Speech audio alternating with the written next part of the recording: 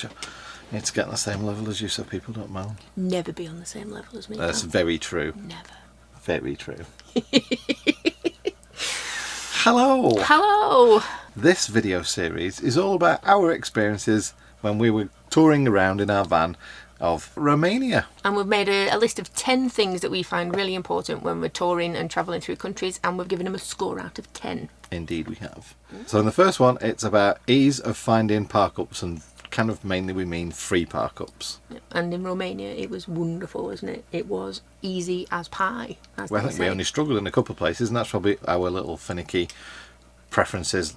Mainly there's lots of wild dogs, so you have to be careful where you can park. Yeah, because it's a coopy thing. So yeah, that was really it, wasn't it? That was the only thing that made us need to move, and it wasn't frequent at all that we did that. So that was really good.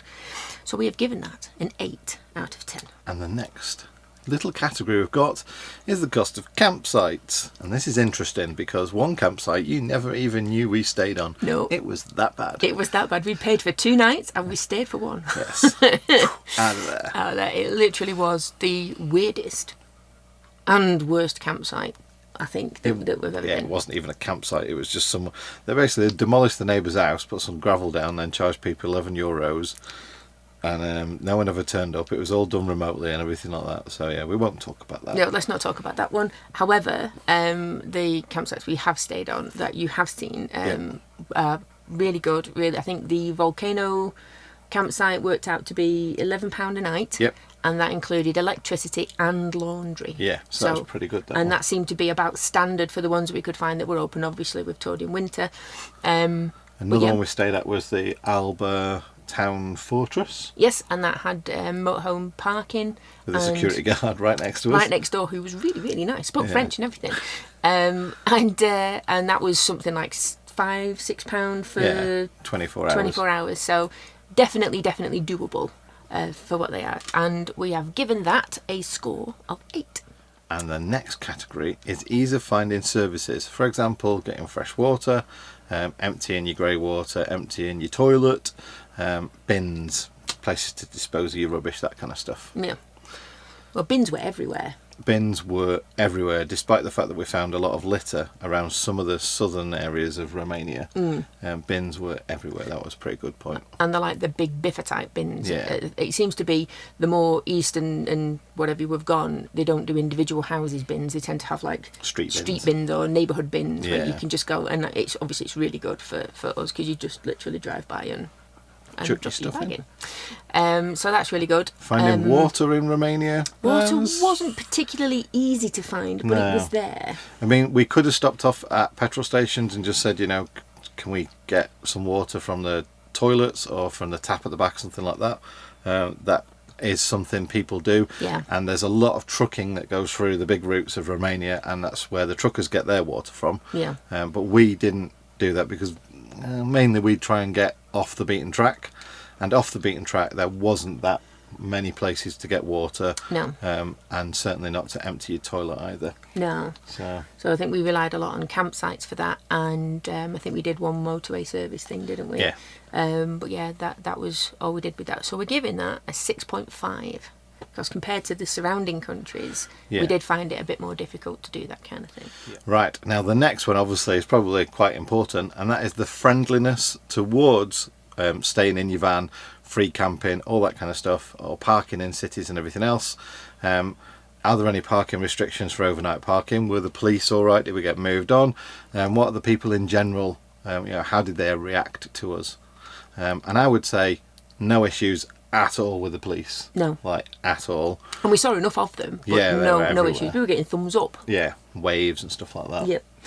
I would say parking restrictions, again, I don't think we found any anywhere. We felt totally safe there at all times. Yes. The reactions we got in rural areas as well, though. Yep, smiles and waves and a little bit of gobsmackedness. Maybe seeing this big lumbering white box come driving through tiny little villages in the mountains and stuff. So yeah, maybe shocked a bit, but never anything bad. No. Not a single thing. So we have given that a 10.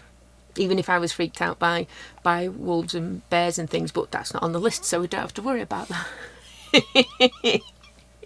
And we didn't see any. So that's point number 11 Mandy's just added to the list there. Did Mandy feel safe because of bears and wolves? Because of bears and wolves and other things that might get me in the night. I don't know. Now, the next category, we've kind of relabeled this a little bit because the Finnish viewers didn't like the term LPG being unavailable in Finland. So, because they claim that the bottles of LPG are their version of LPG, well, we recognise them as bottle gas. So, let's say it's called refillable LPG. The availability of that in Romania was like every other petrol station. Yeah, if not every petrol station. You'd go down a road and there would be nothing for ages and then like 20 petrol stations. Yeah. And every one of them would have gas. Yeah. So it was just like in the smaller places where there'd be two pumps, one with diesel and one with petrol, then you wouldn't find gas in. But then you know that the next one, as soon as you get to a bigger fuel station, there would be gas there. Generally what we've found, and I don't mean for this to sound degrading in any way, but the poorer the country, the more likely they're going to have older cars from the 70s and 80s that run on LPG. Therefore, they're going to have LPG as much as they're going to have diesel and petrol. Yeah, and a lot of places run the taxis on LPG as well, so it is everywhere. And we've given that a 10. Because, you know, it was everywhere. The next one is about laundry services, self-service laundry like the outside washing machines, and also serviced laundry, to which we are yet to play around with because Mandy's a bit uncomfortable about someone playing with the smalls. Yeah, I don't want people seeing my knickers. I mean, saying that, you know, we've been on campouts before where I've done a hand wash in my undies and hung them outside. Yeah.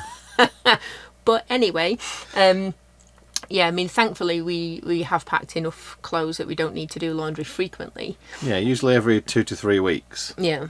So, go on. And so we didn't find laundrettes to be obviously everywhere. No, they were not prolific, and I wouldn't say even every town had a laundrette. A serviced laundrette was probably more common, but they were essentially like you just go to people's houses and hand over your laundry and then come back in a couple of days, and we didn't feel comfortable with doing that. No, not with the house thing, and also not with the we weren't around for long. I think we were moving too frequently to be able to make the most of that kind of thing anyway. So that has a 6. So next on the list is living costs, and that was that's a blue cover and a pink cover, because fuel was really cheap, round about £1.13 a litre of diesel, and it was always premium diesel as well, so that was pretty good. And what was your pink cost of to get people upset? You're gonna get slated. Yeah, John does not do shopping. John does not even come in a supermarket, so in our van it is a very, very pink job. Hence the very, very pink shirt, of course. Shopping, well, I found it really easy to find shops and the cost of things. I mean, we did hit Lidl's a lot, I must admit. All the rest of the food, very recognisable. Lots of it with English on as well, which is bad for me to say, but really good. Yeah, but I think travelling through 18 countries so far, we are not going to learn every language. No, that is very true. And the shop normally takes me about twice as long as it does because I'm Google translating my way around to make sure we don't buy anything that John won't eat. But there was loads of choice of shops, loads of choice of foods that you'd recognise and stuff like that. And eating out, while some places it got more difficult the more rural we went to, overall, you know, it's pizzas and all that kind of stuff were available, and burgers. The more, how can you say, traditional foods, I'll have to pass you to Mandy because I didn't try them, because some of them included genitals of animals, didn't they, as well? I don't care. I mean, if things taste nice, I'll give it a try. I don't mind so much if it's cooked well. You know, it's all about being cooked well. So I was trying all of the traditional stuff, and you always found that the traditional food was a little bit cheaper than the say imported stuff, although every country said that one of their traditional things was schnitzel. Seems to be everywhere. Everyone's claiming schnitzel as their own, which was even good for Turkey. John. Yeah. So even John was fine because John likes a bit of schnitzel. So eating out and eating sounds different rude. likes a bit of schnitzel. That's what she said. Anyway, but yeah, so good living costs, I would say fuel was really cheap. What living costs of fuel and food? Cheap, yep. So we've given that an 8. And the next one is obviously something you are all going to appreciate, and that is the road quality. Did we have to pay like a vignette fee to get onto using their trunk roads? And what was the network of roads like, whether it's rural like we use or motorway networks? Yes, there was a vignette fee involved. It was peanuts in all fairness. It was like £13 for a month or something like that. And I like the fact that you could buy a month for such a small amount, because we didn't know at that point how long we were going to be in Romania for. Well done, you remembered it. I did. Woohoo! Kept saying Bulgaria. I know. So yeah, road network, I would say if you're sticking to trunk roads, absolutely fantastic. Certainly put the UK road network quality to shame for both the quality of the road surface and signage and places to get everywhere through the country and all that kind of stuff. No problem whatsoever. I would say probably 30% of the more rural roads we took were bone rattling, bumpy. Yes. Yeah, we'd lowered our tyre pressures somewhat, as you've seen from our video, me explaining to do that. You might not be able to do that on every tyre. We've obviously on the BFGs you can, so that's just a caveat to say that there. Yes, definitely. But yeah, so overall we gave their score of the roads a 6. Right, the next one is obviously we are producing videos and working in our little van, and we need to spread our information across the ether, make pennies and stuff like that. So phone signal, phone networks and internet speed in Romania. In Romania we were still using our UK phone networks, so roaming was still working, everything was fine. We were able to jump across any network in Romania to get a better signal. Yeah, that's one thing I thought was really good, because if it was a bit daft in one area then you just swapped, so we never had a problem. And internet speeds generally, I mean, I would say the worst place we were the gorge we went to. So if you ever saw us going on that walk through the big gorge and everything like that, where I was freezing cold again. You're always freezing cold. I know. That was particularly our worst point of phone service, and that was probably 4 or 5 meg down and about half a meg up. Yeah. So it was tricky there working, but it was still doable. And we'll be still in the gorge. Yeah, it was still a gorgeous place. A gorgeous place, yeah. But overall, fantastic network speed and fantastic network coverage.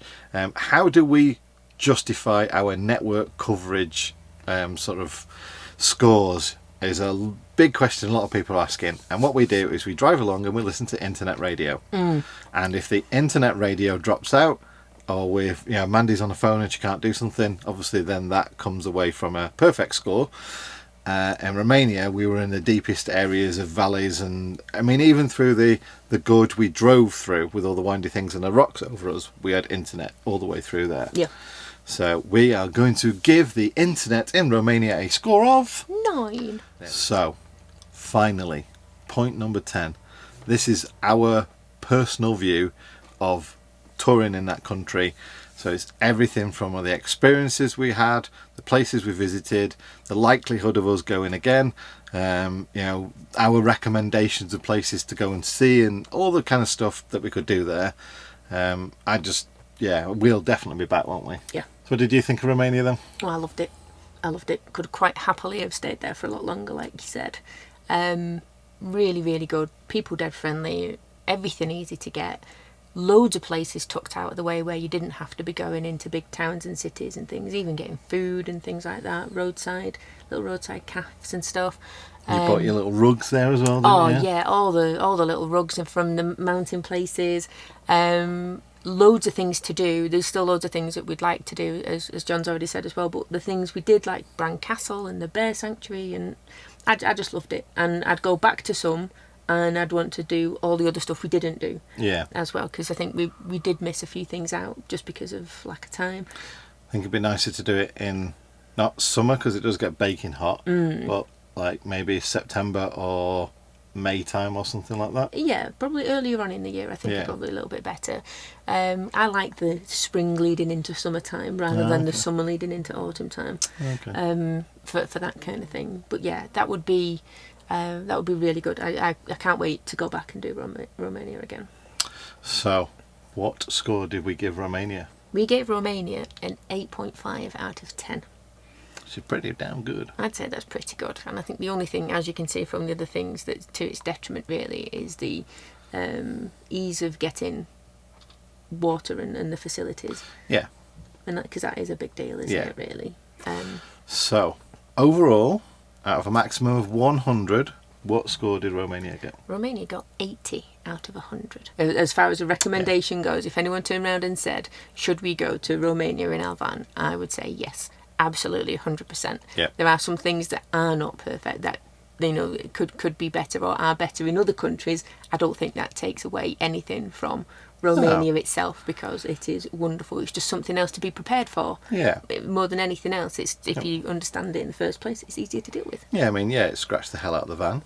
I'll let it off for that. Yeah, well, that gives you something to do when we get back to the UK, you see. And then we've got stories from it and stuff like that. So whilst things like the road network were not perfect everywhere, that was our fault for going more rural and off the beaten track, and coming out with more memories and stories. So yeah, absolutely. I think all of there's no bad things, all of the things that were not perfect, I think just made for the country a little bit more. Yeah, cool. Take care, guys. See you soon. See you soon. Bye.